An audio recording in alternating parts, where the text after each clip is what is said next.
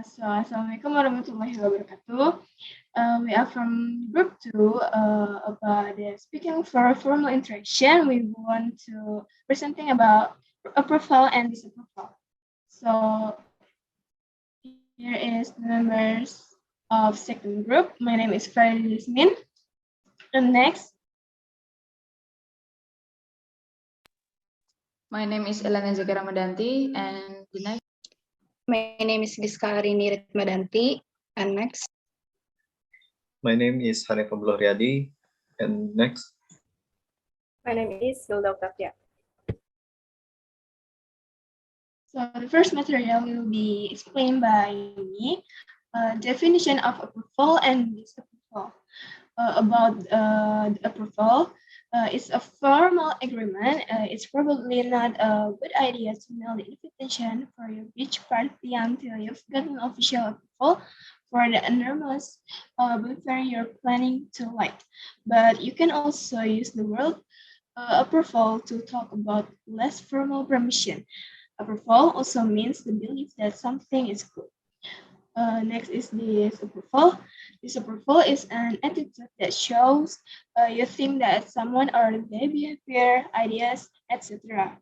Are bad or not suitable.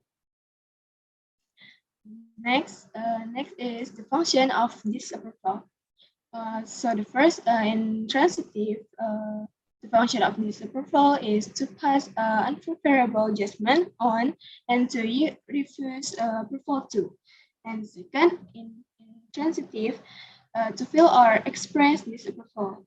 The function of approval is to express a several opinion that is in agreement with a polemic or a statement that is currently being faced. And next will be explained by Hilda. Okay, expressing approval and disapproval. One way to express approval is to use a positive adjective such as good, great, amazing, fantastic, perfect, or wonderful with the verb to be. That is, was great, amazing, or fantastic. That's good, great, excellent idea. And then you can also this adjective with the verb to look or to sound. It's look. It is looking good or great. Look good, great to me. That sound great or perfect. You can say you like or love the way someone does something. I really like the way you divide this room. I love the way she writes. Next.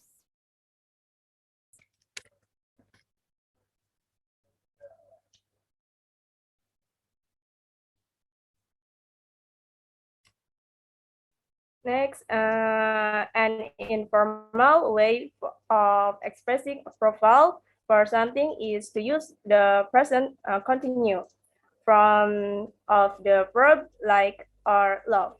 I'm loving this 5-day weekend. I'm really liking my new phone. And then you can also use phrases such as good for you or well done to show approval for something someone has done. American English use the phrase good job. For example, then I did a postgrad in the business student. Yeah, good for you. And then well done for having such as excellent website. Good job. And follow up on the report.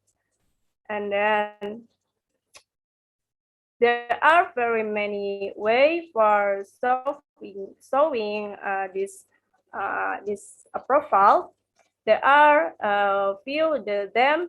It is not looking or too or that good great. And then that doesn't sound or some like a very good idea. I don't really like the way she speaks to her children. We only see each other about 3 hours a day, and I'm not liking that at all. I'm not impressed with their customer service. And then next, Hanif, can you explain? Okay, in here I will explain about approval or the example. To express approval, we often use exclamation.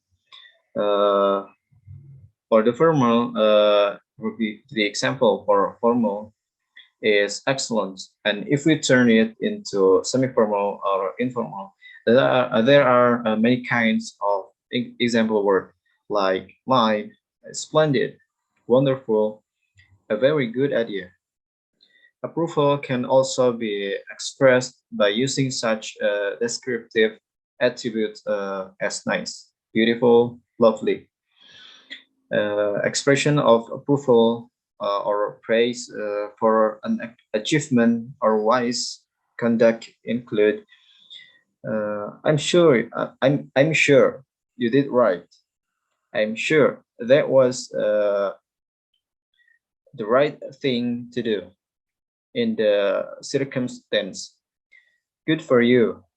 Well done. Please, next.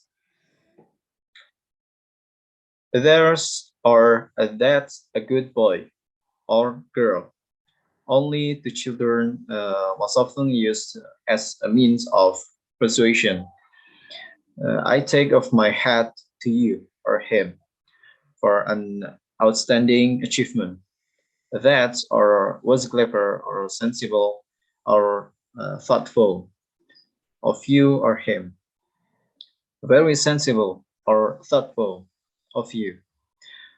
Sometimes, however, less direct and less emotional forms are preferable, as they are not so final and leave the speaker a change to withdraw his view without indignity.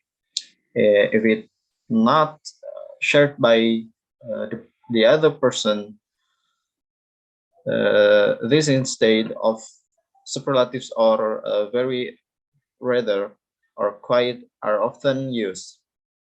In such cases, quiet means more or less the same as fairly.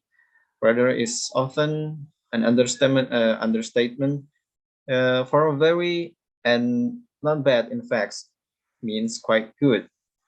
Another useful device for courteous approval is the question tag, pronouns with arise. Okay, next, Giska, please.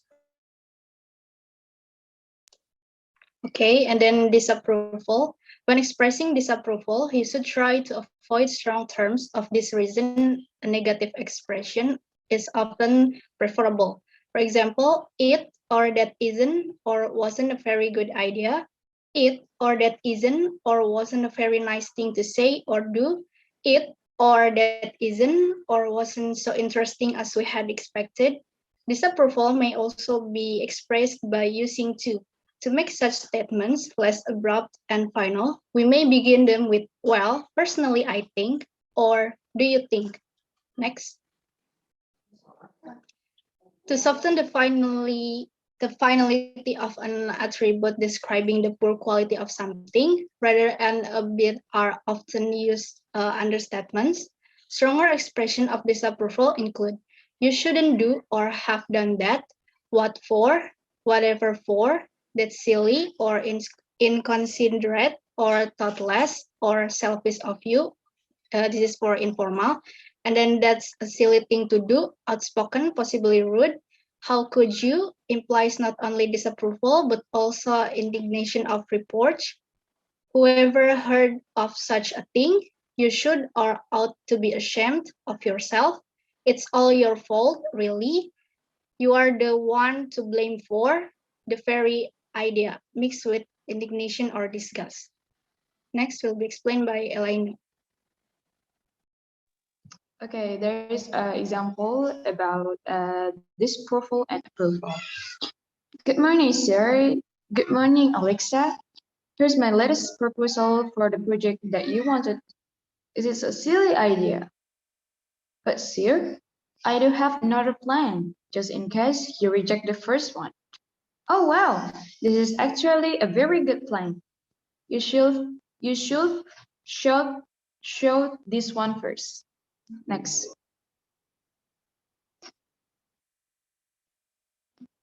Okay, there is some segment from group 2 about approval and disapproval. So thank you guys.